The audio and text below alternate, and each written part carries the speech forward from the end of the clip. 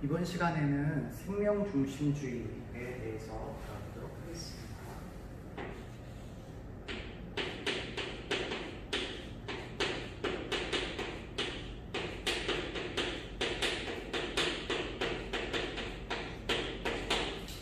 생명 중심주의라고 하면 이제 앞에서 나온 것과 비슷하게 인간 중심주의가 인간만이 도덕적인 지위를 가지고 있고 도덕적인 배려의 대상이다 이렇게 보았고, 동물 중심이라면 인간과 동물이 이렇다라고 보았습니다. 그러면 생명 중심주의는 인간과 동물 그리고 생명이 있는 식물까지를 도덕적인 어떤 고려의 대상으로 여기는 그런 사상이다라고 생각하시면 되겠습니다. 그때 여기에 나오는 이 존재는요, 모든 존재입니다.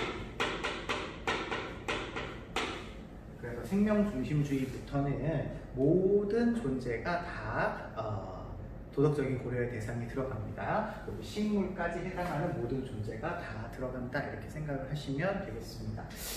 대표적인 사상가 두 사람을 좀 이야기를 해볼 텐데요. 첫 번째로는 슈바이처 선생님.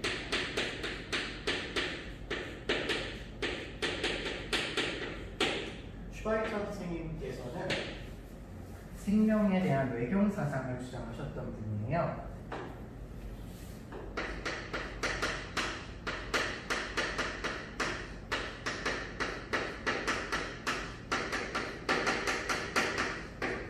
외경이라고 하는 말이 이제 너무 소중하고 귀중해서 두려워할 정도로 소중하다 뭐 이런 의미거든요.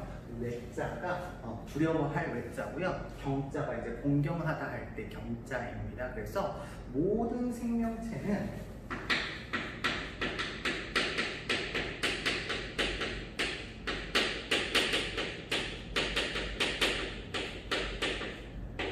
살려고 하는 의지로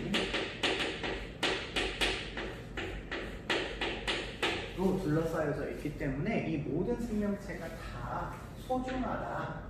모든 생명체가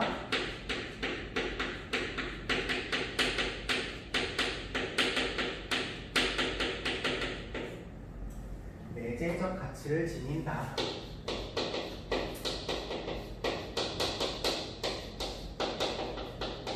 이렇게 이야기하시는 그런 사상이에요. 그래서 생명을 함부로 죽이거나 살상하면 안 된다라고 하는 개념을 이야기하셨던 분이죠.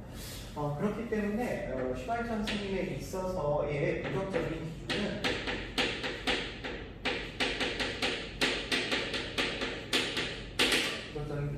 생명을 살리는 일이면 선한 것.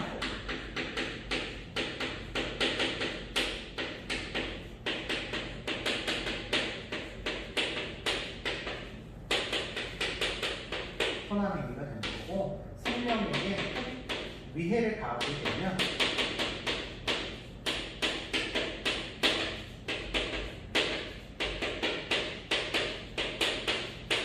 악한 행동이다 라고 보고 있어서 생명 그 자체에 대해서 굉장히 존중하려고 하는 태도를 보이시고 있으신 분입니다. 그래서요, 슈바이처 선생님은 모든 생명, 인간의 생명, 동물의 생명, 식물의 생명, 이 모든 생명은 다 똑같은 내재적 가치를 지녔어 라고 하는 생명의 동등성을 주장을 하셔요. 그래서 인간이 함부로 다른 생명체를 대하지 말 것을 강조하면서 인간과 동물을 그리고 모든 식물까지 생명을 지니고 있는 아이들의 가치는 동등하다라고 평가를 내리십니다. 그런데 그렇게 되다 보면 인간이 먹고 살 수가 없죠. 이 생물까지 다 내재적 가치를 가지고 있으면 인간이 살 수가 없는 환경이 돼요. 그래서 불가피한 경우에 생명에 대한 사능성을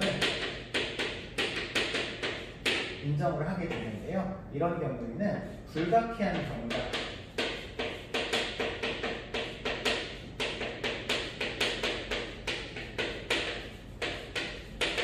불가피한 경우에 허용하는 것으로서 다른 생명체를 이용할 수 있다. 인간을 위해서 동물을 이용할 수도 있고 인간을 위해서 식물을 이용할 수도 있다라고 하는 이러한 생각을 하시게 됩니다.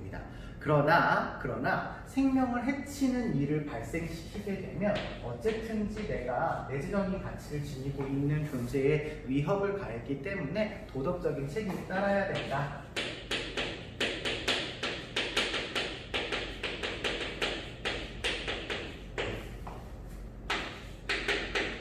이렇게 표현하셨던 분입니다. 슈바이처 선생님은 의사로서 아프리카에 봉사활동을 하시는 어떤 사회운동가이시죠. 그렇기 때문에 구체적인 어떤 사상에 대해서 설명하고 있지는 않고 있어요. 그래서 대략적으로 이런 이야기를 하고 계시다라고 하는 것만 여러분들이 알고 계시면 되겠습니다. 실제로 시험 문제에 생명중심주의에서 잘 나오시는 분은 테일러 선생님입니다.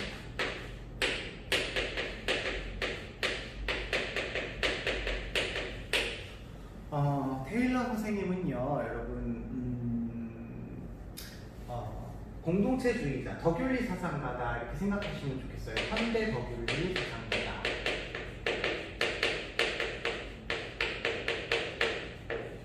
그래서요, 이 테일러 선생님은 더귤리에서 가장 대표적인 분이신 아리스토텔레스 선생님의 목적론적 세계관을 계승을 합니다.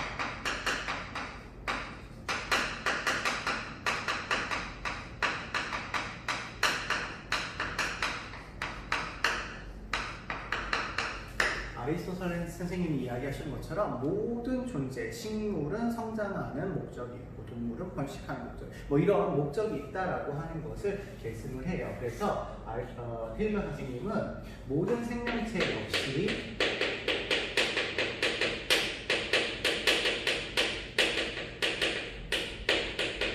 성장하고 번식하고 생존하고 발전하기 위한 고유한 목적을 지니고 있다.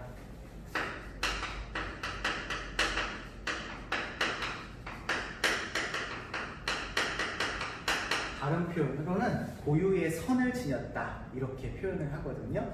이렇게 성장, 번식, 생존, 발전할 수 있는 존재들은 자신만의 고유한 목표를 향해서 나아간다라는 거예요. 사과 씨앗이 심겨지면 그 사과 씨가 자라서 사과 열매를 맺는 아이가 되는 어떤 그 자체만의 고유한 목적이 있다라고 하는 것이죠. 그래서 이 고유한 목적을 달성하기 위해서 노력하는 존재들이라면 이 존재들은 모두가 도덕적으로 고려해 주어야 하는 내재적인 가치가 있는 존재야 라고 인식을 하고 있는 겁니다. 내재적인 가치가 있는 존재야 라고 보고 있는 거죠. 그래서 테일러 선생님이 하시는 자주 쓰시는 표현 중에 하나는 모든 생명체는 자신의 목적을 향해서 나아가고 있는 존재이기 때문에 목적론적 삶의 중심이다.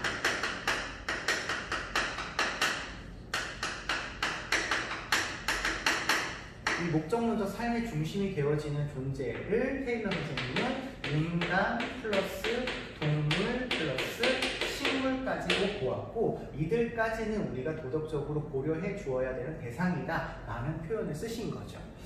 잘 쓰시는 표현입니다. 목적론적 삶의 중심이라고 하는 표현, 고유한 선이 있다라고 하는 표현은 테일러 선생님이 아주 잘 쓰시는 표현이니까 기억해 두시면 좋겠고요. 그러기 위해서 인간에게 요구되는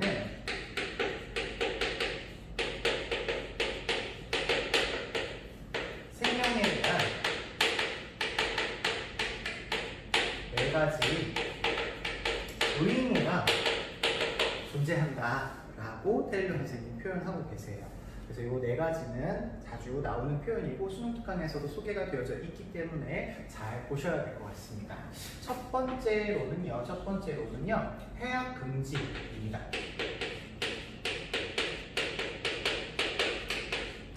다른 생명체에게 악한 행동을 하지 말아라 라는 거겠죠.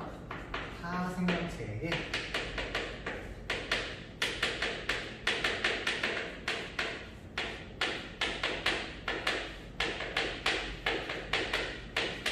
악한 행동을 하지 말아라. 왜냐하면 그 그 생명체 나름의 고유한 목적을 가지고 있는 건데 그 생명체의 목적을 방해하면 안 된다라는 의미가 되겠죠. 그래서 비슷한 의미로 두 번째, 해악 금지이기 때문에 그 생명체의 고유한 선을 달성하는 과정에 개입하지 말아라. 불간섭의 원칙. 원칙이 나오게 됩니다. 불간섭의 원칙은 조금 자주 나오는 표현이기 때문에 여러분이 알아두시면 좋을 것 같아요. 특히 불간섭의 원칙을 설명하면서 테일러 선생님은 개별 생명체에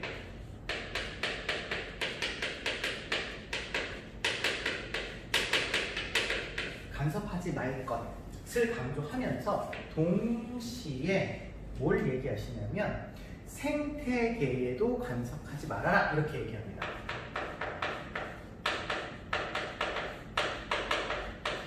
생태계는 개별 생명체가 모여 살고 있는 어떤 조직, 공동체를 이야기하죠.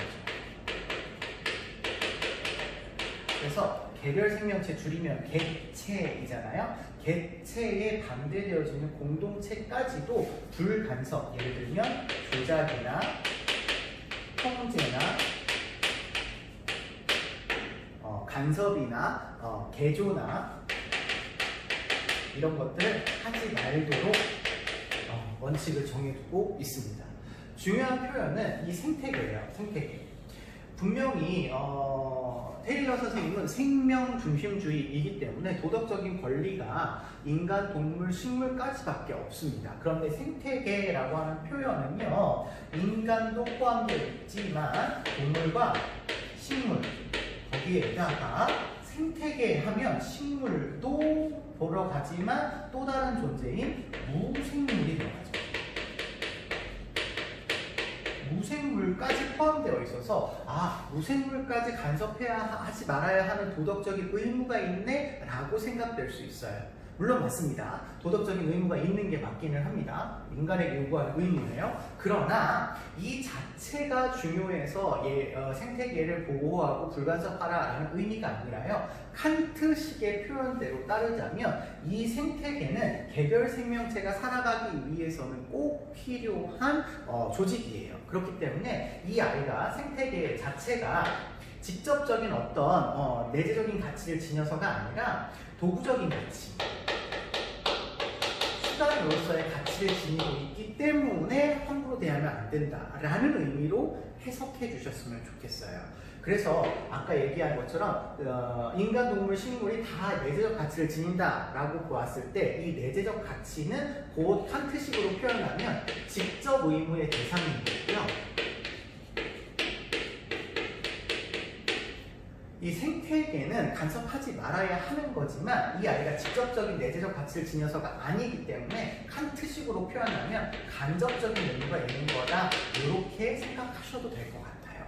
하지만 생태계에도 간섭하지 말아야 된다라고 얘기했기 때문에 다음에 나오는 생태 중심주의와 우리가 혼동될 수 있는 부분입니다.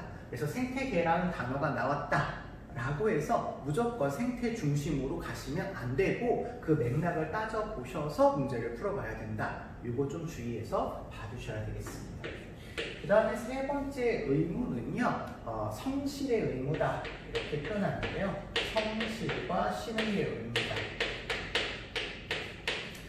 성실하게 대해야 된다라는 거예요. 성실하게 대해야 되기 때문에 생명체에게 불성실하게 대하는 거, 신의 없이 대하는 거, 이걸 칸트 선생님의 표현으로 이야기하면 기만하지 말아라 이렇게 표현하셨습니다. 기만을 하지 말 것을 강조하죠. 그래서 기만 금지의 원칙이다 이렇게 표현하는데요. 테일러 선생님이 표현하는 대표적인 기만의 행위는 덫을 놓아서 사냥하는 게, 덫을 놓는 거는 일종의 먹을 걸 가지고 이제 다른 동물을 꼬시는 거잖아요. 그런 경우에는 성실하게 대하고 믿음 있게 대하는 태도가 아니라 그 동물을 기만하는 태도다라고 본 거죠. 그래서 덫을 놓아서 사냥하는 행위라든지 물고기를 낚시로 잡는 행위, 이런 행위들을 기만하는 행위다라고 보고 이런 행위들을 하면 안 돼라고 주장을 하셨습니다. 그 다음에 네 번째는요, 보상 정리의 의무다라고 해서 혹시나 다른 아이들한테, 다른 그 생명체들한테 손해를 입혔다라고 한다면 그 손해를 보상해줘라라는 거죠.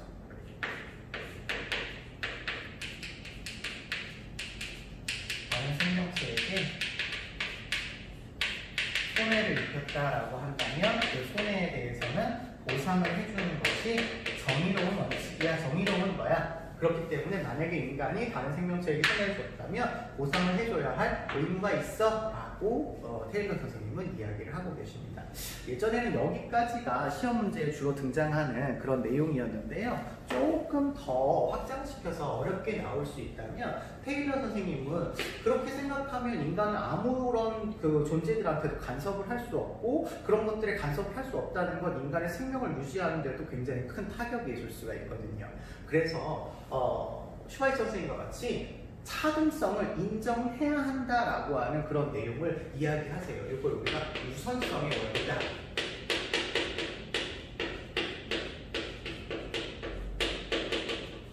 라는 말로 표현을 하시고 이거는 이제 구체적으로 여러분이 알아두시는 것보다는 이러이러한 것이 있어서 이렇게 두 생명체 간에 어떤 문제가 생겼을 때 무엇을 더 우선적으로 여겨야 되나 이런 것들을 정해 두었다라고 하는 개념만 알고 있으시면 될 것 같습니다. 자기 방어의 원칙은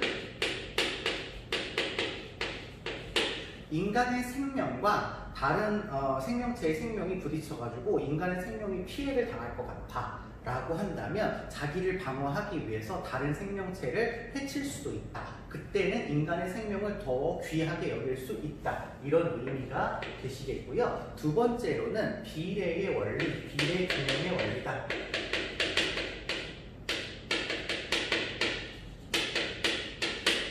이거 쓸게요. 인간의 생명과 인간 이외의 생명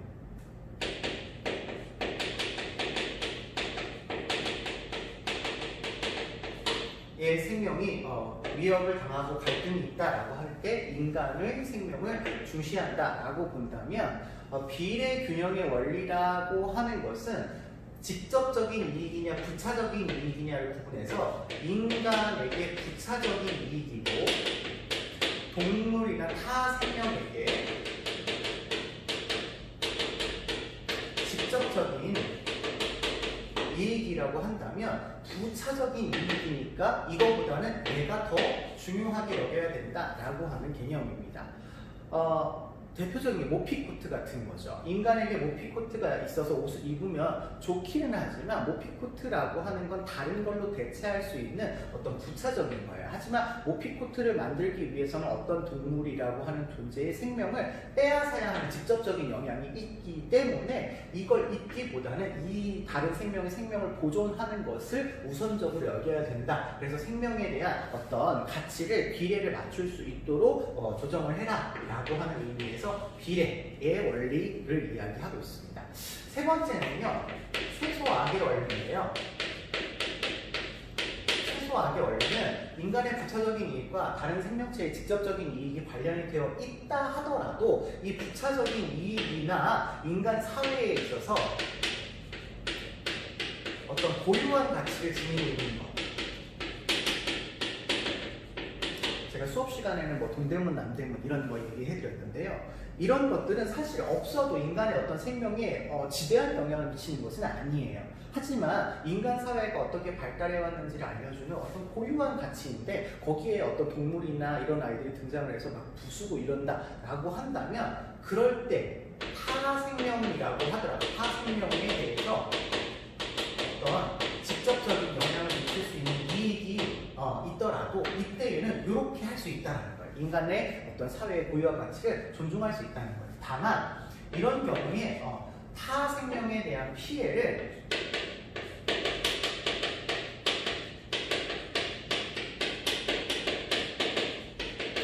최소화할 수 있는 방향을 찾아라 라고 하는 개념이 되겠습니다.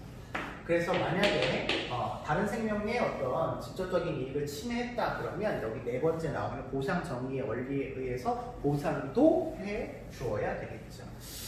마지막으로는 이제 분배 정의의 원리 이렇게 해가지고 인간의 직접적인 이익과 동물의 타 생명의 직접 이익이 갈등을 하는 경우에는 인간의 이익을 우선시할 수 있다. 이런 원칙도 있습니다. 그래서 혹시 자세하게 나오면 이런 부분까지도 나올 수가 있기 때문에 한번 말씀을 드렸지만 여러분은 그냥 간단하게 이런 게 있다 정도만 알아두시고요. 실제로는 이 앞에가 훨씬 더 중요한 내용으로서 여러분이 인지를 해주셔야 됩니다. 특히 이 생태계와 관련된 내용은 아주 혼동하기 쉬운 그런 부분이니까요. 잘 기억해 주시면 좋겠고 뒤에 나오는 생태 중심주의와도 꼭 구분해 주셔야 되는 부분입니다.